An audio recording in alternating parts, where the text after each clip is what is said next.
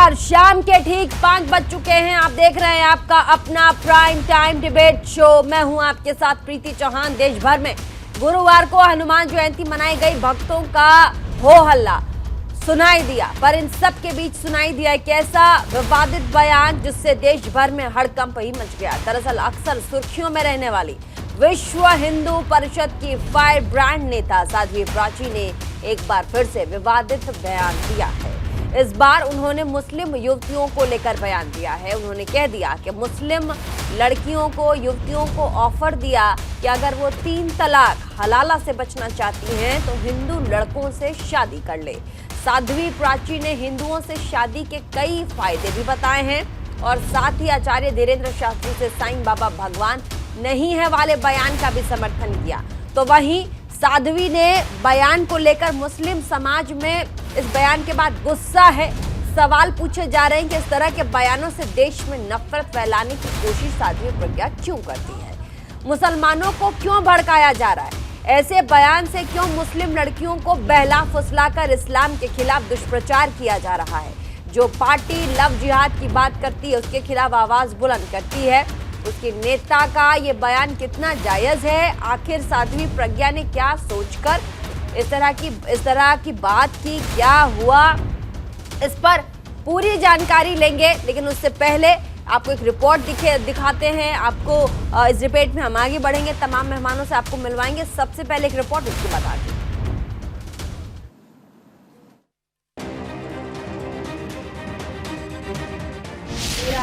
काले लबादे में बंद रहती है, उनके लिए ऑफर है। हिंदू लड़कों से शादी करेगी तो कितनी सुविधाएं उनको मिलेगी, उनको हलाला नहीं करना पड़ेगा।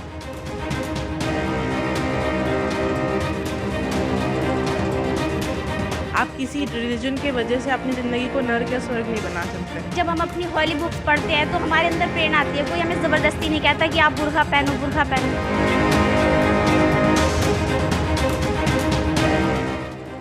अक्सर अपने विवादित बयानों के चलते हमेशा से सुर्खियों में रहने वाली साध्वी प्राची ने एक बार फिर से ऐसा बयान दिया है जिसके बाद से वे चर्चा का विषय बन गई हैं। इस बयान के बाद राजनीतिक गलियारों में हड़कंप मच गया है। इस बार साध्वी ने मुस्लिम लड़कियों को एक ऐसा ऑफर दिया है जिसने पूरे देश में हलचल मचा दी है। हनुमान जयंती पर बरेली पहुंची साध्वी प्राची ने मुस्लिम समुदाय को लेकर विवादित बयान दिया है। उन्होंने मुस्लिम युवतियों को हिंदू लड़कों से शादी का ऑफर दिया है। साध्वी ने कहा है कि मुस्लिम बहन बेटियां अगर हिंदू लड़कों से शादी करती हैं तो उन्हें कई फायदे होंगे। जो काले लिबास में बेचारी पूरा दिन चिलचिलाती धूप में 50 डिग्री तापमान होता है, लेकिन वो पूरा काले लबादे में बंद रहती है, उनके लिए ऑफर है। हिंदू लड़कों से शादी करेगी तो कितनी सुविधाएं उनको मिलेगी। पहली सुविधा कि उनको बुर्के में नहीं रहना पड़ेगा। दूसरी सुविधा, उनको हलाला नहीं करना पड़ेगा।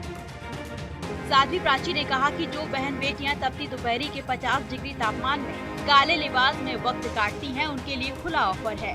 वह बेटियां हिंदू लड़कों से शादी करें तो कई फायदे होंगे। वे खुशहाल जिंदगी जी सकेंगी। उन्हें न काले लिबास में रहना होगा और न ही 3 तलाक और हलाला झेलना पड़ेगा। साध्वी प्राची के बयान से मुस्लिम समुदाय में आक्रोश है। कहना है कि साध्वी का इस तरह का बयान बेहद शर्मनाक है। ये मुस्लिम समुदाय को भड़काने की कोशिश है।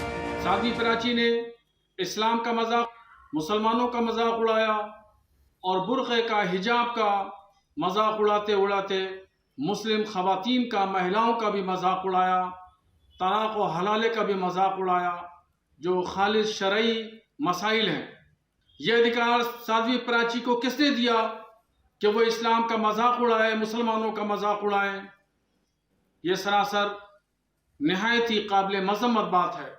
देखिए, साध्वी प्राची जो है वो अपना मानसिक संतुलन खो बैठी है। उनका अब देखिए बहुत बड़ी समस्या जो है हमारी हिंदू बहनों के सामने ये है कि उनकी शादी के बाद उनके साथ जो शराब पीकर, जो हमारे जो हिंदू समाज की बहुत बड़ी आबादी शराब पीती है हिंदू भाइयों में, तो वो लोग जो है जब उनके साथ उत्पीड़न करते हैं तो ये समस्याएं अगर उन हिंदू बहनों की वो समस्याएं उठाती तो कहीं ना कहीं लगता है कि ये कहीं ना कहीं महिलाओं के लिए कुछ काम कर रही हैं। फिर फिजूल मुसलमानों को बदनाम किया जाएगा तो ये तो गलत चीज़ है ना।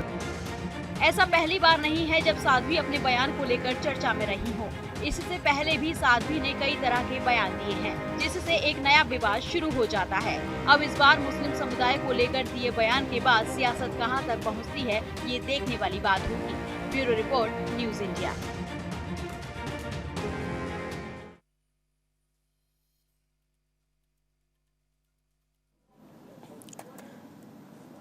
तो आपने हमारा स्पेशल रिपोर्ट देखा। तमाम मेहमानों से आपको मिलवाते हैं। साध्वी प्राची खुद इस विषय पर हमारे साथ जुड़ने वाली थी, लेकिन रास्ते में होने के कारण अभी उनसे संपर्क हम साध नहीं पा रहे। फिलहाल हमारे साथ जो मेहमान हैं उनसे आपको मिलवा देते हैं। रत्नाकर सिंह जी, नेता कांग्रेस के हमारे साथ।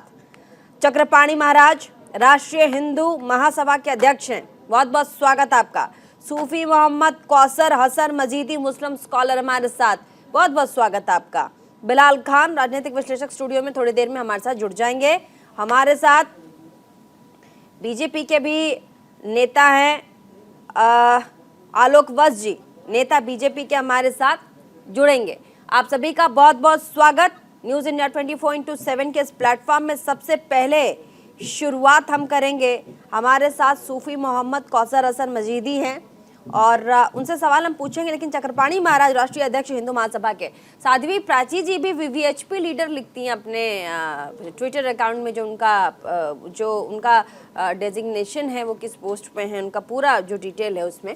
ऐसे में वो मुस्लिम महिलाओं के लिए कह रही हैं कि आप जो हिंदू लड़के हैं उनसे आज्ञा विवाह कर लीजिए तो आपको तमाम तरीके की जो दिक्कतें हैं, चाहे वो बुर्का पहनने को लेकर हो, अपनी जीवन जीने को लेकर के हो, या फिर हलाला की बात वो करती हैं कि मुस्लिम महिलाओं को हलाला भी नहीं करना पड़ेगा, हिंदुओं में बड़ी सहूलियत है।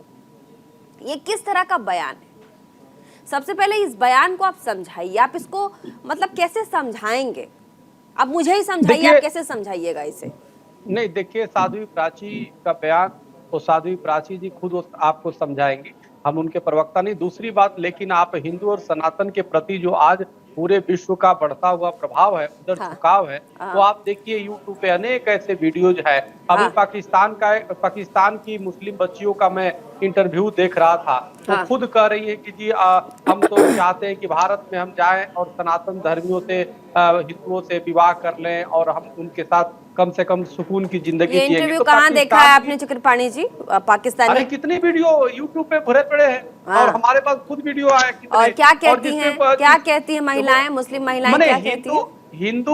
हिंदू जो है युवकों के प्रति उनका आकर्षण देखिए, ये तो हर बेटियों का अपना अपना पसंद है, चाहे वो मुस्लिम हो हिंदू हो, अपने अपने पसंद से करती है। लेकिन हिंदुओं में ये तो सुविधा ही है, जो 4 शादी नहीं कर सकता, वो 2 शादी नहीं कर सकता, वो 1 शादी किया है, तो उसके प्रति तो कहीं ना कहीं आकर्षण हिंदू युवकों के प्रति बढ़ रहा है और जग जाहिर है।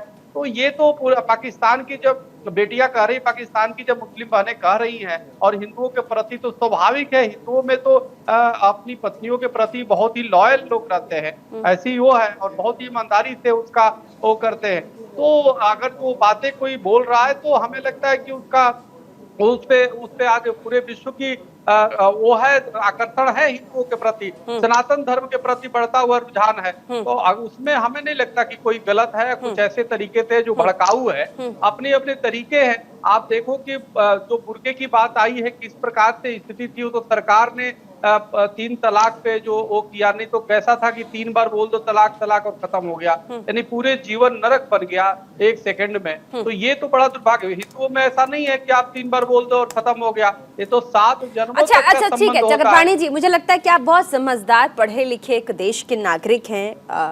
बाद में आप राष्ट्रीय हिंदू परिषद के अध्यक्ष आते हैं, पहले आप हिंदुस्तानी नागरिक हैं, पहले आप एक सिटीजन होने के नाते एक सवाल का जवाब दीजिए। आपको नहीं लगता कि शादी जैसा मामला वो निजी होता है, चाहे वो किसी भी समाज के लिए हो, मुस्लिम के लिए, सिख के लिए, ईसाई के लिए, हिंदू के लिए, वो बहुत निजी है। किसी को शादी करनी है, नहीं करनी है, किससे करनी है, क्या करना है, वो उनका निजी है। पूरे समाज के लिए एक मैसेज देना, आपको नहीं लगता कि आप खुद ये मैसेज देकर के अपने समाज को, हिंदू समाज को आप कमतर आंक रहे हैं कि हमारे यहाँ इस तरह के लोग इस तरह के बयान देते हैं? नहीं, हमने आपसे पहले ही कहा कि मुस्लिम बेटी बहन हो या हिंदू की किसी अपनी वो निजी उसका मामला, कहाँ शादी करे उसकी अपनी पसंद है।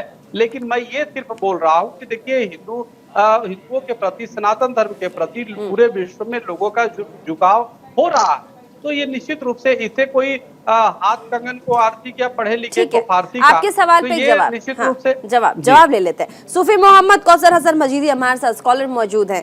आपने चक्रपाणी महाराज को सुना, राष्ट्रीय हिंदू महासभा के अध्यक्ष हैं सूफी मोहम्मद जी, और कह रहे हैं चक्रपाणी साहब कि आप देखिए कि अभी विश्व भर में हिंदुओं के प्रति जिस तरीके का प्रभाव अभी देखने को मिल रहा है, उसमें खुद अल्पसंख्यक समुदाय की जो महिलाएं हैं, जो बच्चियां हैं, वो ये चाहती हैं, वो जो उनका कहना था कि वो खुद शादी करना चाहती हैं हिंदू लड़कों से। क्या कहेंगे आप इस पे? देखिए, अभी कुछ दिनों पहले एक बयान आया था, बरेली से मामला आया था, उसमें एक मुस्लिम बच्ची ने इसी तरीके से एक शादी की और कहा कि नहीं, हमारे समाज में बंदिशें हैं, और उसने जो है वो दूसरे समाज, एक हिंदू समाज के व्यक्ति बच्चे के साथ शादी कर ली। तो अब ये उसका अपना राइट है, ये उस बच्ची का राइट था कि वो किसी हिंदू के साथ शादी करे या मुस्लिम के साथ शादी करे। लेकिन सवाल यहाँ पर ये पैदा होता है, जिस तरीके से ये बयान दिया गया है, हमें ये बात समझ में नहीं आती है कि हमारी बेटी या हमारी बच्ची या हमारी बच्चियां क्या कोई सौदा है, कोई सामान है, कोई चीज है, कोई वस्तु है। कोई किसी धर्म के लिए आकर्षित करे, कोई किसी धर्म के लिए आकर्षित करे। क्या हमारी बच्चियों के पास अपना कोई विवेक नहीं है? या किसी की राजनीति की मतलब जो है कसौटी हमारी बच्चियां बनेंगी कि कोई राजनीति करके बच्चियों को हिंदू बनाए, कोई राजनीति करके बच्चियों को मुस्लिम बनाए? क्या हमारी बच्चियों का अपना जीवन नहीं है? देखिए, हर व्यक्ति को मर्यादा में रह करके बात करनी चाहिए। साध्वी प्राची जी ने जो बयान दिया है, सीधे सीधे उन्होंने 3 तलाक वाले मुद्दे पर तो उन्होंने केंद्र सरकार को और उत्तर प्रदेश सरकार के ऊपर ही सवालिया निशान लगा दिया। जब कानून बन चुका है कि 3 तलाक पर जो है वो सख्त सजा होगी, तो इसका मतलब जो है इस तरीके की घटनाएं रोकने के लिए किया गया। और तो जब इस तरीके की घटनाएं इसका मतलब नहीं रुक रही है आपके बयान के हिसाब से, तो फिर ये कानून आपने खराब बनाया। और अगर इससे घटनाएं रुक रही हैं, तो फिर आपको ये बयान देने का औचित्य क्या था? तो देखिए, इन बयानों के बहुत ही गंभीर नतायज होंगे, और इससे, ऐसे बयानों से दूसरे जो कट्टरपंथी तत्व हैं उनको मौका मिलता है, और ओआईसी जैसे लोगों को मौका मिलता है भारत को बदनाम करने का। भारत एक ऐसा देश है जिस पर अभी चक्रपाणी जी कह रहे थे कि सारी दुनिया के लोग भारत की तरफ निगाह किए हुए हैं, सनातन धर्म की ओर निगाह किए हुए हैं। तो क्या सनातन धर्म जबरदस्ती करना सिखाता है? नहीं, ऐसा कहीं कुछ नहीं। बहुत महत्वपूर्ण सनातन धर्म किसी को जबरदस्ती चक्रपाणी जी से सवाल है, क्या सनातन धर्म जबरदस्ती करना सिखाता है? क्या सनातन धर्म जबरदस्ती ये कहता है कि आप अपने बयानों को किसी एक पर्टिकुलर समाज पे लाद दें? नहीं नहीं, बिल्कुल नहीं। हमारे यहाँ कोई जबरदस्ती और किसी के प्रति नहीं है। हमारे यहाँ सनातन धर्म पूरी तरह वैज्ञानिक है, त्रिविध विज्ञान पे, भौतिक विज्ञान, जीव विज्ञान और ब्रह्म विज्ञान। तो सवाल यह है कि बात को ये हो रही कि कहाँ नारी, हमारे यहाँ तो शास्त्रों में स्पष्ट है, यत्र नारेस्तु पूजन्ते रमन्ते तत्र देवता। जहाँ पे नारी का सम्मान होता है वहीं देवता निवास करते हैं। तो हमारे यहाँ नारी का सम्मान विशेष महत्व रखता है। अब देखो, जैसे नाम भगवान का भी लेते तो सीता राम बोलते हैं, पहले माँ सीता का नाम लेते हैं, राधे कृष्ण बोलते हैं, तो नारी का बहुत सम्मान है। तो इस परिप्रेक्ष्य में चूंकि दुनिया भर की बेटियां अगर अध्ययन करेंगी तो देखेंगे कि सनातन धर्म में कितना सम्मान है नारी का और कितनी स्वतंत्रता है, अधिकार है। इस दृष्टिकोण से अगर जो और वो हिंदू पुरुष जो महिलाओं को शादी के बाद पीटते हैं, उनके बारे में क्या कहेंगे? नहीं, ये तो गलत है ना। वो तो कोई करता है तो वो तो अपराध, ये तो दूसरे समाज के लोग भी बोल सकते हैं ना कि आप वहाँ पिटती हैं तो आप मुस्लिम समाज में आकर शादी कर लें। देखिए, बड़ा अजीब सा बयान है ये। अच्छे बुरे तो हर जगह होते हैं, उससे कोई बुरा तो बुरा ही होता है। वही है, आप एक्सेप्ट कर रहे हैं कि अच्छे बुरे हर जगह होते हैं। अगर हमारे सनातन धर्म में तो रावण से बड़ा सनातनी कौन होगा? लेकिन भगवान राम ने उसका संहार किया ना। इस्लाम में भी शैतान को पत्थर मारने की परंपरा है। तो बुराई तो बुराई होगा, उसको लोग अनदेखा करेंगे, उसका वो करेंगे, उसको बुराई को साथ रत्नाकर सिंह, रत्नाकर जी कांग्रेस के प्रवक्ता है, आपने साध्वी प्राची के इस बयान को हमने कहा, सुनवाया, और मैं एक बार फिर से कह देती हूँ, आपने सुना ही होगा रत्नाकर जी। ऐसे में क्या ख्याल रखते हैं आप साध्वी प्राची जी ने जो कहा है मुस्लिम लड़कियों के लिए? देखिए प्रीति जी, थोड़ा आज तेज बोलेंगे, इस तरह की परिस्थिति हो गई है थोड़ा कि तेज। हेलो जी, थोड़ा तेज। जी, देश में आज इस तरह की परिस्थिति हो गई है कि बार बार एक समुदाय को टारगेट करके उसको अपमानित करने का काम भारतीय जनता पार्टी और साध्वी प्राची की तरह जो है ये लोग कर रहे हैं। क्यों कर रहे हैं? चुनाव जैसे जैसे नजदीक आएगा इस तरह की बयानबाजियां बढ़ती जाएगी, क्योंकि इनको चुनावी हित साधना है और लोगों को एक दूसरे को अलग करके और तुष्टीकरण की राजनीति करनी है। देखिए, इसके पहले भी बार बार अपमानित करने का ही बात कहता हूं, इसके पहले भी भारतीय जनता पार्टी की राष्ट्रीय प्रवक्ता रह चुकी नुपुर शर्मा ने इसी तरह से नबी के ऊपर बयानबाजी किया था। फसर क्या हुआ, परिणाम क्या हुआ? हिंसा हुई देश में और 2-3 लोग की जान चली गई। इसी तरह अगर प्रधानमंत्री मोदी जी भी ने कपड़ों के रंग से लोगों की पहचान होती है, तो इस तरह के अगर वक्तव्य आते जाएंगे तो समाज में जो है सौहार्द का माहौल है या प्रेम का माहौल है निश्चित रूप से बिगड़ेगा। और भारतीय जनता पार्टी यही चाहती है, क्योंकि वो तुष्टीकरण की राजनीति करना चाहती है, वो ध्रुवीकरण करना चाहती है, इसलिए इस तरह के बयानवीर जो है बिठा के रखे हैं। मैं तमाम बयानवीरों के नाम आपको गिना सकता हूँ। प्रज्ञा ठाकुर हुआ, चाहे अनुराग ठाकुर हुए, चाहे गिरिराज सिंह हुए, तमाम बयानवीर जहरीले बयानबाजी करते रहते हैं, जिसके स्थिति है कि समाज में बांटने का काम करें और ये अपना हित साधने का काम करें। और ये चीज, दूसरी चीज मैं कहना चाहूंगा कि प्रधानमंत्री मोदी जी अभी कह रहे थे हनुमान जयंती के दिन कि उन्हें हनुमान जी से बड़ी प्रेरणा मिलती है। मैं ये पूछना चाहूंगा, भारतीय जनता पार्टी के प्रवक्ता अभी आए हैं, कि क्या प्रधानमंत्री जी को हनुमान जी प्रेरणा तभी नहीं देते हैं जब इस तरह के बयान भी जो है समाज में जहरीले बयान देते हैं? तभी तो वो प्रज्ञा ठाकुर को कह रहे थे कि मैं प्रज्ञा ठाकुर को कभी माफ नहीं करूंगा, मन से कभी माफ नहीं करूंगा। लेकिन तमाम जहरीले बयान जो है उन लोगों की तरफ से आते हैं, तब उनको प्रेरणा नहीं मिलती है, हनुमान जी प्रेरणा नहीं देते हैं। अरे ये मॉब लिंचिंग करने वाले लोगों के भी चुप्पी साध लेते हैं। रामनवमी के दिन जो है मस्जिदों के अंदर जाकर आगजनी होती है, मस्जिदों के ऊपर जाकर भगवा फहराया जाता है। ये किस तरह की हम भारत की परिकल्पना कर रहे हैं और हम समाज को किस दिशा में लेकर जा रहे हैं, ये सोचनीय विषय। बीजेपी इसी तरह की राजनीति करती है, तुष्टीकरण की राजनीति करती है, ध्रुवीकरण की राजनीति करती है, जैसा कि इस रत्नाकर सिंह जी कह रहे हैं, और इनके लोग इस तरह के बयान देते हैं। देखिए प्रीति जी, तुष्टीकरण की राजनीति तो कांग्रेस का काम है।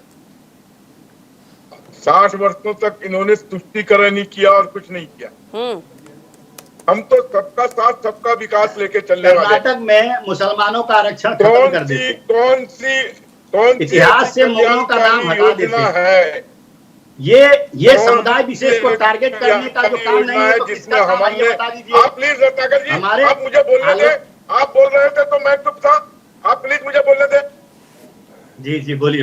हमारी 37 कल्याणकारी योजनाओं में किसी भी वर्ग या जात को हमने वंचित नहीं रखा है। यही कारण है कि देश के लोग हमें बार बार रिपीट कर रहे हैं, दोबारा हम राज्यों में रिपीट हो रहे हैं और कांग्रेस मुक्त भारत की तरफ अग्रसर हो रहे हैं। आज ये कहां अलग थलग पड़ गए हैं, कोई विपक्ष में भी इनको घास नहीं डाल रहा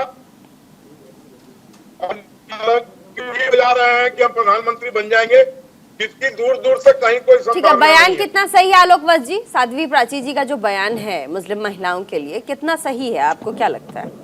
देखिए, व्यक्तिगत तौर से मैं उस बयान से अपने को अलग रखता हूँ। ये उनका व्यक्तिगत बयान हो सकता है, ये पार्टी का बयान नहीं हो सकता है।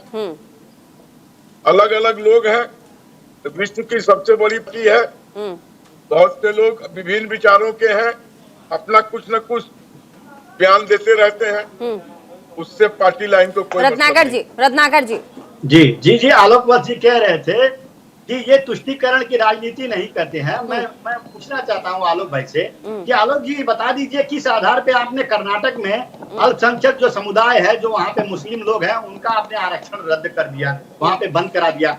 आपने मुगलों का, अभी कुछ एनसीईआरटी की किताबों में से मुगलों के इतिहास को आपने हटा दिया। तो ये सब बातें किस तरफ इशारा इंगित करती हैं? आपने लोग बच्चों के, मुसलमान के बच्चों के वजीफा तक आपने बंद कर दिए, तो उनके मदरसों पे बुलडोजर आपने चलाए। तो ये सारी चीजें कहीं ना कहीं चिन्हित करती है ना कि आप समुदाय विशेष को टारगेट करना चाहते हैं। आप कहते हैं सबका साथ सबका विकास, लेकिन ये सारा घटनाक्रम, ये सारी जो घटनाएं हैं, ये कहीं ना कहीं इंगित करती हैं कि आप लोग सिर्फ जो है तुष्टीकरण की और ध्रुवीकरण की राजनीति करते हैं और राजनीतिक रोटियां सेकने का काम करते हैं, जिससे कि बहुसंख्यक समाज आपको वोट दे और आप सत्ता पे बने रहें। तो ये आपकी जो है एक रणनीति है। नहीं तो ये इस तरह से साध्वी प्राची की तरह जो है लोग इस तरह के बयान नहीं देते। प्रज्ञा ठाकुर जैसे लोग, वो जो दंगा में आरोपी रहती हैं, उनको आप सदन में चुन करके सदन में नहीं बिठाते। तो ये आपकी नियति और नेताओं का जो है बयान आपके मंशा को दर्शाता है कि किस तरह से आप जो है एक विशेष समुदाय को बार बार अपमानित करने का आप काम करते हैं और उनको टारगेट करने का आप काम करते हैं। आलोक बच्चे, देखिए रत्नाकर भाई, जब तक दोष किसी पे सिद्ध नहीं हो जाता तब तक वो दोषी नहीं माना जाएगा।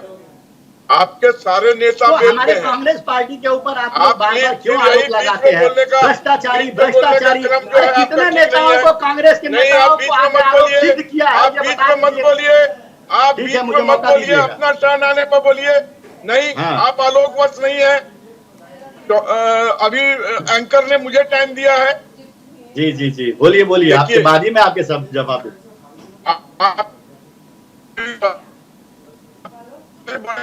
पे है किसी न किसी केस में, तो क्या हम मान ले कि वो दोषी है? इसलिए साध्वी प्रज्ञा अगर आई है पार्लियामेंट में तो उन पर केस है, लेकिन उन पर दोष सिद्ध नहीं हुआ है। साध्वी प्राची, प्रज्ञा नहीं, सॉरी प्राची।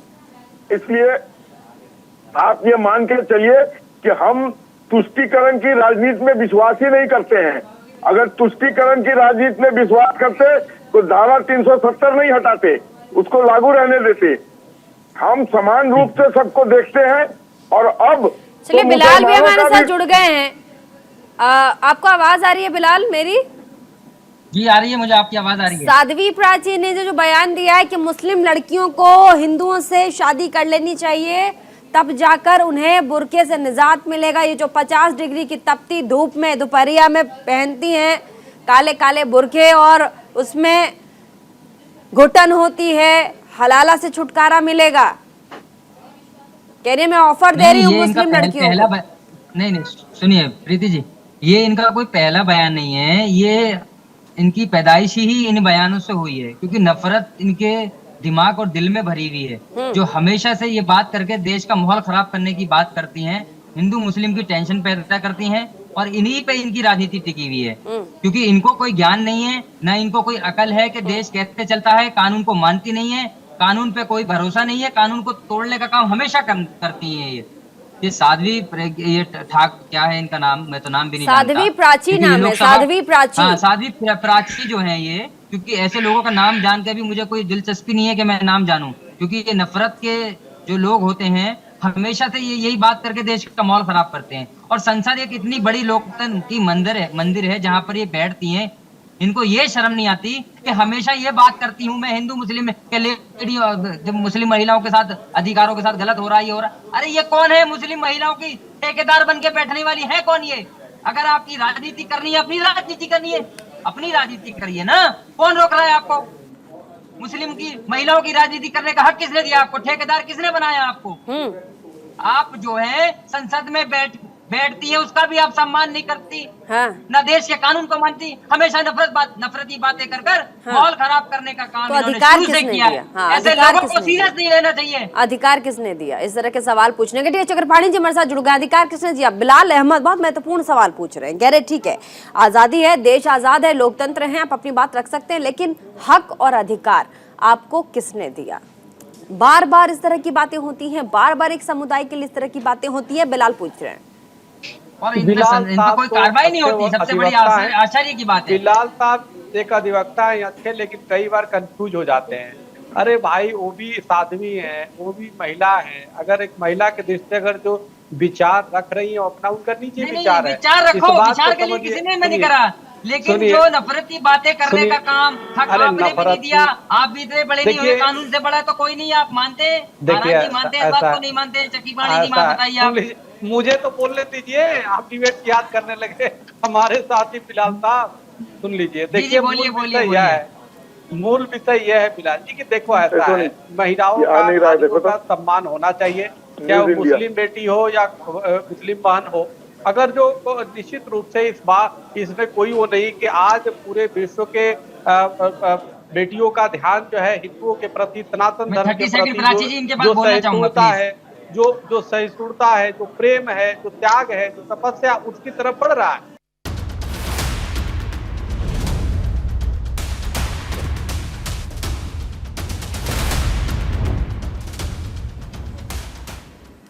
ब्रेक के बाद एक बार फिर से स्वागत है आप सभी का इंडिया के सवाल में। तमाम मेहमान हमारे साथ जुड़े हुए हैं। सबसे पहले कौसर मेहंदी हसन के साथ। कौसर मेहंदी हसन, इस तरह के बयानों से कितना फर्क पड़ता है? किस तरह के मतलब फर्क तो पड़ता ही है, लेकिन किस तरह का मतलब आप देखिए जो सामाजिक सौहार्द है वो कितना बिगड़ जाता है। लेकिन वो एक बात कह रहे हैं कि लगातार मुस्लिम लड़कियों की तरफ से ये मांग उठती रही है कि हमें बुर्के से आज़ादी चाहिए, और साथ ही उनका गर्मियों के दिनों में बड़ा उनका दम घुटता है इस तरह के बयान। देखिए, आपके दूसरे सवाल का तो पहले जवाब ये दे रहा हूँ और पहले जवाब का बाद में दूंगा। देखिए, जहां तक ये सवाल बच्चियों के बुर्के का है, तो तमाम मुस्लिम समुदाय समाज में ऐसी बच्चियां हैं जो नकाब को नहीं पहनती है, उनके ऊपर कोई इसी खबर पर साध्वी प्राची हमारे साथ जुड़ गई हैं। साध्वी प्रज्ञा हमारे साथ जुड़ गई हैं। साध्वी प्राची हमारे साथ जुड़ गई हैं। और साध्वी प्राची जी, आपका बहुत बहुत स्वागत हमारे न्यूज़ इंडिया 24/7 चैनल पे। आपने जो बयान दिया है साध्वी प्राची जी, उसके बाद हड़कंप सा मच गया। साध्वी प्राची जी, आपने क्या सोच समझ कर यह बयान दिया? क्योंकि जो एक समुदाय है वो ये कह रहा है कि साध्वी प्राची मीडिया में बने रहने के लिए, सुर्खियों में बने रहने के लिए इस तरह के बयान देती रहती हैं, उन्हें फुटेज नहीं मिलता इसीलिए कुछ भी कहती हैं।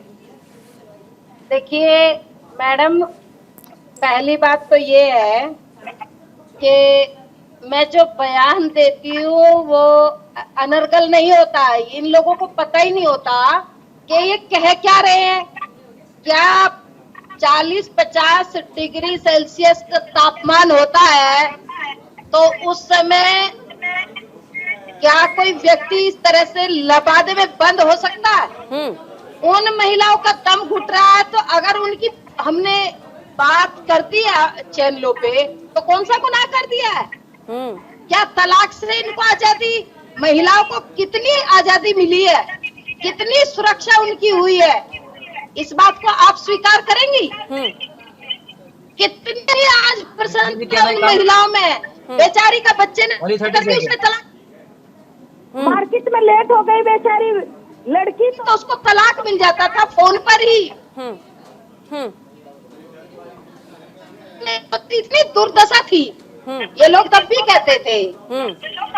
आप देना चाहूंगा प्रीति चौहान जी, ठीक है, सुर्खियों में बने रहने के लिए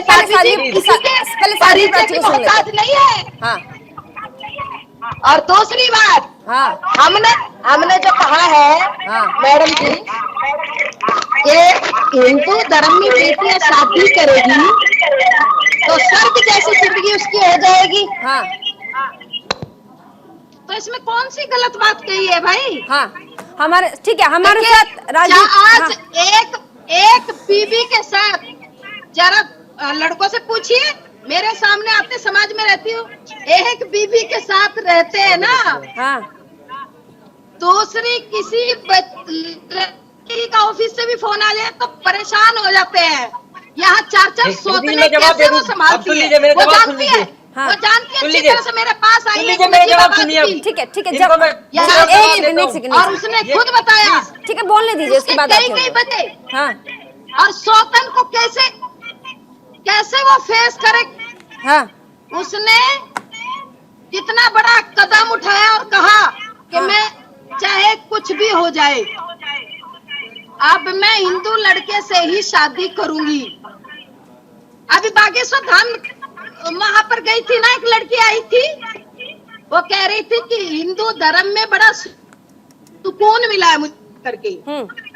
हिंदू धर्म में आकर के ही मुझे शांति मिली है। अच्छा ठीक है साध्वी जी, उसने तो खुले मंच पर कहा है। साध्वी जी अब आई थी ना, अच्छा ठीक है, अब आप एक सवाल साध्वी जी एक सवाल लीजिए मेरा। सवाल ये है कि हो सकता है कि जो लड़की आपके पास आई हो उस लड़की का निजी बयान हो, ये वो ऐसा निजी अपने लिए उसने कहा हो, उसे ऐसा फील हुआ हो, लेकिन पूरे मुस्लिम समाज की लड़कियां ऐसा सोचती हैं, ये तो सोचना गलत है। बिल्कुल ठीक है, मैं आपकी रेस्पेक्ट करती हूँ, बहुत अच्छी बात कही है आपने। एक लड़की नहीं, बहुत लड़कियां आती है जो बेचारी परेशान है, और मैंने यही तो कहा है, सौतनों का सामना नहीं करना पड़ेगा। हिंदू धर्म में शादी करेंगी तो न तलाक की चिंता रहेगी, यहाँ तो 7 जन्मों के लिए 7 फेरे कराए जाते हैं, विश्वास दिलाया जाता है। हमारे साथ विश्लेषक हैं, राजनीतिक विश्लेषक है साध्वी प्राची जी। बिलाल अहमद आपसे कुछ बात करना चाह रहे हैं, जवाब देना चाहते हैं। बिलाल अहमद आपकी आवाज नहीं आ रही। हाँ जब सुनिए, हाँ जब गुजरात के अंदर बिल्किस बानो के कातिलों को जो बलात्कारी थे उनको छोड़ दिया जाएगा, जब इनको उनकी बेटी का दर्द नजर नहीं आया, जब इन्होंने इनके अल्फाज निकले एक भी, बड़ी हितैषी बनती है महिलाओं की, क्या उनको पहनना चाहिए, क्या खाना चाहिए, ये कौन बताएंगे? ये संविधान से बड़ी नहीं है।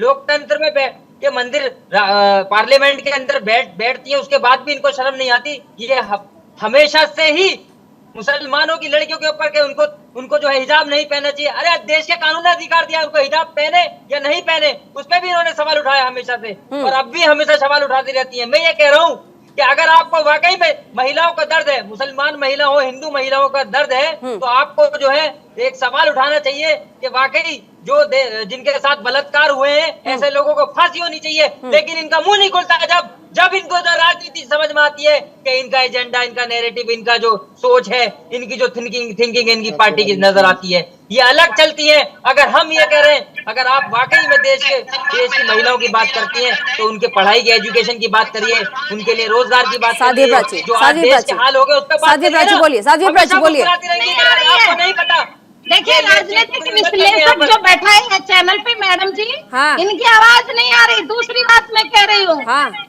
आवाज नहीं आ रही इनको। मुस्लिम समाज में जो हलाला होता है ना, इनकी यही मानसिकता रहेगी, उससे भी महिला बिलाल एक सेकंड, यही पता उसका शोहर कौन सा है भाई, उसका पति कौन सा है, उसको नहीं मालूम है। आप देश के संविधान को पढ़ाया आपने, उन महिलाओं की मुझे शर्म आ रही है। आप सांसद है लेकिन संविधान से बड़ी नहीं हो सकता कोई भी देश। रत्नाकर जी, बिलाल एक सेकंड प्लीज, प्रधानमंत्री ने ठीक है। बिलाल एक सेकंड, रत्नाकर जी हमारे साथ, कांग्रेस के नेता बिलाल एक सेकंड, रत्नाकर जी हमारे साथ, रत्नाकर सिंह एक सेकंड, जल्दी से। रत्नाकर जी कुछ कह रहे हैं, अब इनको आवाज नहीं आएगी। देखिए कांग्रेस के नेता हैं। हाँ, मैं साध्वी जी से एक प्रश्न पूछना चाहता हूँ। इनका उसी के साथ में एक स्टेटमेंट आया था, इन्होंने आचार्य धीरेन्द्र शास्त्री के उस बयान को जायज ठहराया जो शिरडी के साईं बाबा के ऊपर और जो संत तुकाराम के ऊपर जो अपमानजनक टिप्पणी इन्होंने धीरेन्द्राचार्य शास्त्री ने किया था। मैं ये पूछना चाहता हूँ, क्या करोड़ों हिंदू हैं यहाँ पे इस देश में, उन करोड़ों हिंदुओं की आस्था जो है संत तुकाराम से और शिरडी के साईं बाबा से जुड़ा हुआ है, और उनको अपमानित करने का काम जो है धीरेन्द्राचार्य शास्त्री जैसे पुरुष कर रहे हैं जो तंत्र मंत्र को बढ़ावा देते हैं। आप किस आधार पे उनका समर्थन कर रही हैं? क्या ये हिंदुओं को अपमानित करने का स्टेटमेंट नहीं है? और आप अगर समर्थन उनका कर रही हैं तो आप भी उन करोड़ों हिंदुओं के आस्थाओं को अपमानित करने का काम कर रही है। मेरे प्रश्न का जवाब मुझे ठीक है साध्वी जी, जल्दी से जवाब। देखिए, जो कांग्रेस के प्रवक्ता बोल रहे हैं भाई साहब, ये हिंदुस्तान के अंदर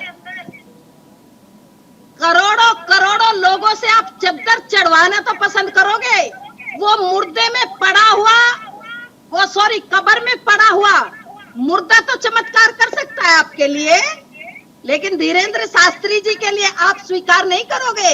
मैं जानती हूँ अच्छे से। अपमानित किया है उन्होंने। वीरेंद्र शास्त्री जी जो कह रहे हैं ठीक कह रहे हैं। करोड़ों हिंदू, मेरे जैसे करोड़ों हिंदू जो साईं बाबा में आस्था रखते हैं, उनको अपमानित किया है कि नहीं किया है?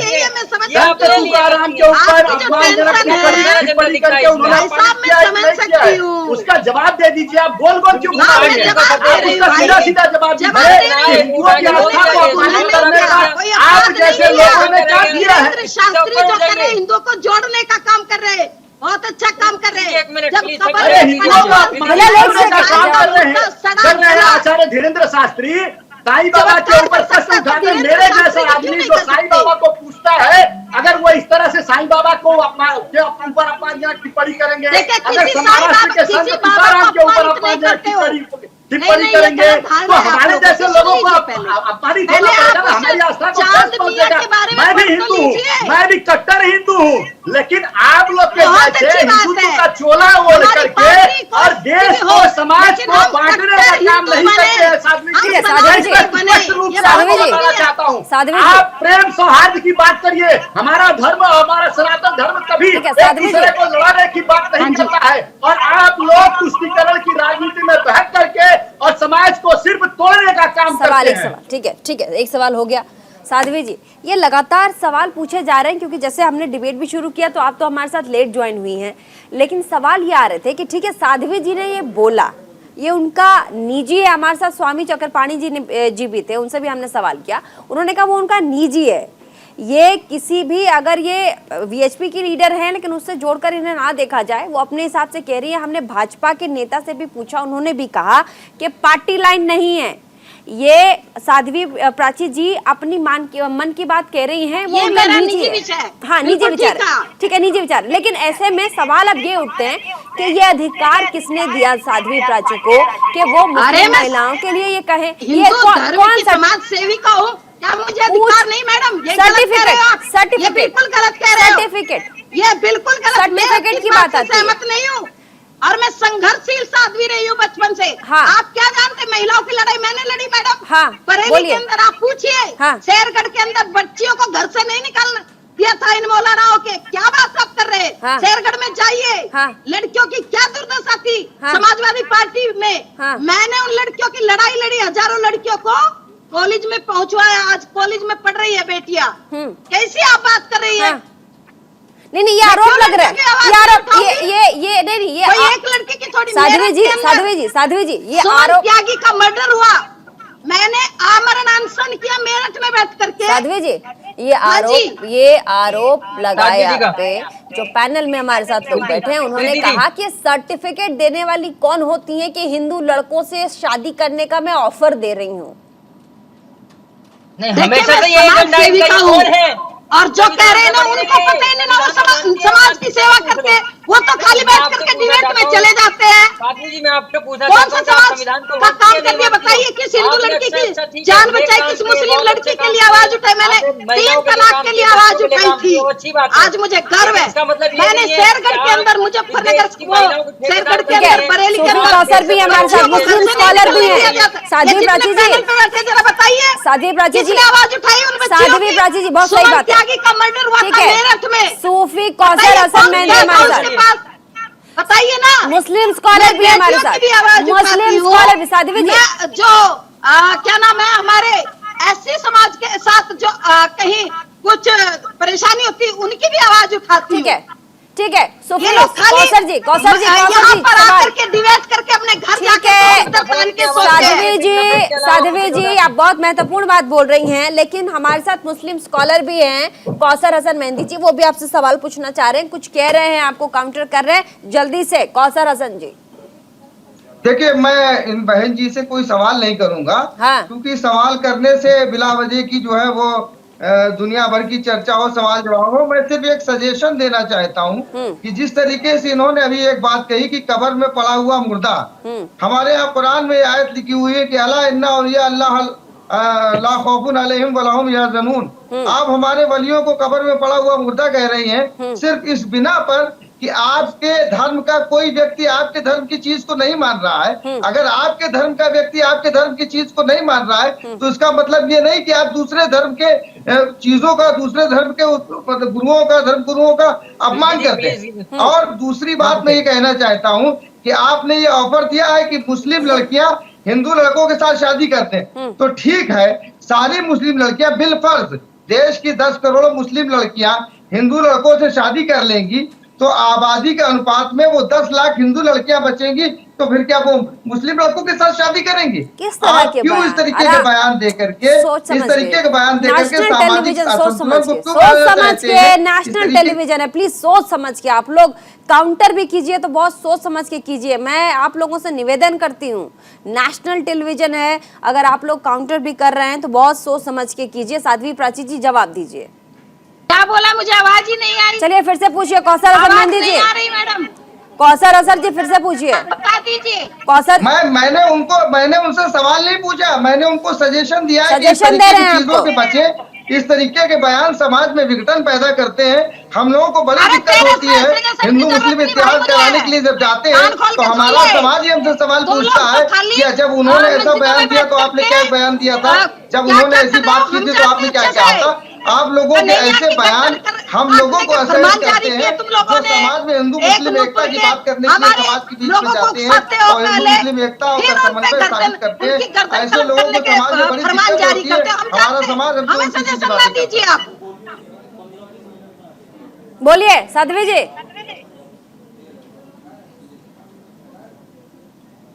साध्वी प्राची, आपको आवाज आ रही है मेरी? नहीं, मुझे मेरी आ रही है, मेरी आ रही है आपको? मेरी भी नहीं आ रही है। साध्वी प्राची जी, आपको आवाज आ रही है मेरी? नहीं आ रही है, ठीक है, आपसे संपर्क साधने की कोशिश करेंगे दोबारा हम। हमारे साथ तमाम मेहमान, रत्नाकर जी जल्दी से अपनी बात रखिए।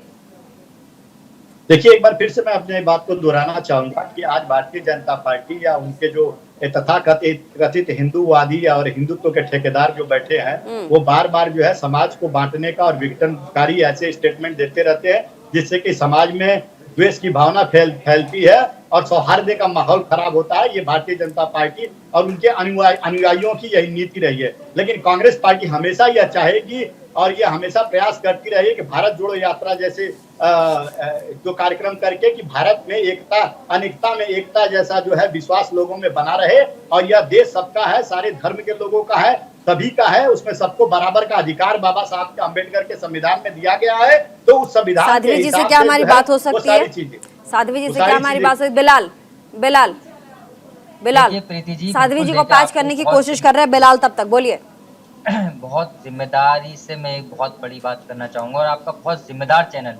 हम यही कह रहे हैं साध्वी प्राची जी से, हमने ये पूछा कि देश में नफरत करना कब बंद करेंगे, क्योंकि आपका ये जाति जो बयानात होते हैं जाति देती हैं, फिर पार्टी आपकी परला झाड़ लेती है। प्रधानमंत्री कहते हैं ऐसे लोगों को मैं बिल्कुल बर्दाश्त नहीं करूंगा जो नफरत फैलाने के काम करेंगे। या तो ये सुधर जाएं या फिर हम एक ऐसा प्रोटेस्ट करेंगे। ऐसे लोगों की लिस्ट है हमारे पास जो हमेशा से भारतीय जनता पार्टी का चोला ओढ़कर देश में नफरत फैलाने का काम करते हैं। एक वही डी राजा जो अभी देखा होगा मस्जिद के सामने बयानात दे रहा था, गालियां देने का काम कर रहा था। अभी भारतीय जनता पार्टी ने 4 दिन साध्वी जी जुड़ गई हमारे साथ। जो जंगली लोग हैं वो देश में नफरत फैलाते हैं, ऐसे छोड़ रखे हैं बीजेपी ने, तो उनको सोचना पड़ेगा। इनको ये बहुत घातक लोग हैं, इनको जेल के अंदर होना चाहिए, जेल के बाहर ही क्या कर रहे हैं? समाज को तोड़ने का काम करते हैं, देश में नफरत फैलाने का काम करते हैं। ऐसे लोगों को जल्द से जल्द जेल में डालना चाहिए। क्योंकि मैं ये कह रहा हूँ कि हमेशा से यही बयानात करके आपको क्या देश में राजनीति कर रही है। आपको बेरोजगारी देश में नहीं दिखती, महंगाई नहीं दिखती, एजुकेशन नहीं दिखती, देश में असल मुद्दे नहीं दिखते, जो गरीब लोग हैं उनका दुख नहीं दिखता, किस तरीके से वो पल रहे हैं आपस में, हिंदू मुस्लिम मंदिर मस्जिद, इससे आगे बढ़ रही है। साध्वी जी, आपका मैं बहुत सम्मान करता अगर आप कहती कि बिल्किस बानो के साथ गलत हुआ, उनके हथियारों को छोड़ दिया गया, उस बेटी के हम साथ हैं, तो हम आपका साथ देने का बात करते। लेकिन आपने एक बार भी बिल्किस बानो के साथ रहने का काम नहीं करा। हमेशा से ये नफरत की बात करती रही कि उसको हिजाब नहीं पहनना चाहिए, वो उसको ये करना चाहिए, ये ओढ़ना चाहिए। अरे आप कौन होती है हिजाब उड़ाने वाली या ना उड़ाने वाली? इस देश का कानून भी है, इस देश के अंदर जो है भाईचारा भी है, सभ्यता भी है, चाहे वो हिंदू समाज से हो, मुस्लिम समाज से हो। बेटी बेटी होती है, चाहे हिंदू की हो या मुसलमान की हो। साध्वी प्राची, जवाब। बड़ी बेटियों को बचाने वाले आए हैं ना, बचाए हमने तुम्हारी तरह बिल्कुल गंदी राजनीति नहीं करी है कभी भी। नाम बताइए किसको झूठ बोलते हो बैठ के चैनल पे, नेशनल चैनल पे झूठ बोलते हैं? बताइए आपने क्यों नहीं उठाई? बिल्कुल के साथ गलत हुआ नहीं हुआ? आपने ही एक्सपोज कर दूंगा मैं, झूठ बोलते हो चैनल पे एक्सपोज करूंगा। बताइए बिल्किस बानो के हथियारों के साथ है या खिलाफ है? बोलिए, अगर आप बहुत बड़ी MP है या बहुत बड़ी नेता है सोशल वर्कर, बताइए बिल्किस बानो को क्यों न्याय नहीं दिलवाया फिर तुमने आज तक? मैंने कम से कम कई हजार लड़कियों की जिंदगी बचाई है। शेरगढ़ के अंदर जाकर बरेली में, बरेली के अंदर जाकर पूछिए शेरगढ़ में कितनी बच्चियों की जिंदगी बचाई है मैंने, कितनियों को शिक्षित कराया मैंने। अरे तुम एक लड़की का जरा उदाहरण बताइए मुझे, एक लड़की को तुमने शिक्षित किया है, खाली गुमराह करते हो, इनको काले लबादे में बेचारे को बंद करके उसकी जिंदगी नरक की जिंदगी बनाना तुम्हारे जीवन का उद्देश्य रहता है और कुछ नहीं है। आप अच्छी बात है, उनकी जिंदगी को नरक बना रहा है बेटियों की। अच्छा सोच रही हैं, लेकिन नफरत की बात करके अपना सारा काम बिगाड़ देती हैं। ये मत करिए। आपने एक बार भी नहीं बोला कि हम बिल्किस बानो के साथ हैं। बोल दीजिए, मैं मान जाऊँ, सैल्यूट करूंगा मैडम आपको मैं। समय का मैं थोड़ा फाइनल कमेंट की तरफ हमें जाना पड़ेगा। नहीं बोलेंगे, नहीं बोलेंगे। कौसर हसन कुछ कह रहे हैं, नफरत की राजनीति दिख जाएगी साहब। साध्वी प्राची, आवाज आ रही है आपको? शुरुआत करेंगे फाइनल कमेंट की रत्नाकर सिंह जी के साथ। प्रीति जी देखिए, जैसे जैसे 2024 का चुनाव नजदीक आता जाएगा, साध्वी प्राची की तरह, सांसद राजेश्वर शर्मा की तरह, नुपुर शर्मा जैसे भारतीय जनता पार्टी के राष्ट्रीय प्रवक्ता की तरह बहुत सारे लोगों का बयान आता जाएगा, क्योंकि इनको जो है देश को, समाज को बांटना है और उसके आधार पे इनको अपना राजनीतिक रोटियां सेकनी है और तुष्टीकरण की राजनीति करनी है, ध्रुवीकरण। अरे भाई, देश में चुनाव तो मैडम जी हर बार आते हैं। तो ये एक सोची समझी रणनीति का एक हिस्सा है और इनके तरह बहुत सारे लोग जो जहरीले बयान देते रहते हैं समाज में, वो भी भारतीय जनता पार्टी के एक रणनीति का हिस्सा है। लेकिन जनता सब समझती है, 2024 आने दीजिए, जनता माकूल जवाब देगी। लेकिन 24 में आएगा मोदी जी, नफरत फैलाने वाले, शुरुआत की है 24 की, यह देश तुम सब इकट्ठे हो जाओ, गांधी का देश है, मोदी जी याद रखना। कितने भी आप अनर्गल प्रयास कर लीजिए, कितने भी आप मोदी जी को बदनाम कर लीजिए। फाइनल कमेंट है साध्वी प्राची जी, क्या आपको नहीं लगता कि आपके इस तरह के बयानों से देश का सौहार्द बिगड़ता है? नहीं मैडम जी, आप लोग जरा दिमाग से सोचिए। मैंने कोई सौहार्द नहीं, गलत कह रही हो आप। मैं आपको भी टोकना चाहूंगी। आप ये बताइए, इससे कौन सा सौहार्द बिगड़ रहा है? हाँ। अरे अगर ये बोल दिया कि काले लबादे में नहीं रहना पड़ेगा, हलाला नहीं होगा महिलाओं का, कौन सा सौहार्द बिगड़ गया? आप कैसी बात कर रही हो? आप इनका पक्ष ले रही हो, इसका मतलब महिलाओं को आप भी चाहती हो? अरे साध्वी जी, ये सवाल है, 50 डिग्री साध्वी जी पूछ रहे क्या सवाल है साध्वी जी? कोई सौहार्द नहीं। हाँ ठीक है साध्वी जी, साध्वी जी एक सेकंड, रत्नाकर जी एक सेकंड, रत्नाकर जी एक सेकंड, समझ गई आप, रत्नाकर जी, रत्नाकर जी आपकी बात सुन एक सेकंड, साध्वी जी, साध्वी जी, साध्वी जी एक सेकंड, आप लोग साध्वी जी, चैनल के मालिक से बात करो। साध्वी जी, साजिश रचते हैं, साध्वी जी, कौन सा सौहार्द बिगाड़ा? साध्वी जी ये आरोप लगते हैं, मेरे बयान से साध्वी जी आरोप लगते हैं, ये आरोप लगते हैं साध्वी जी।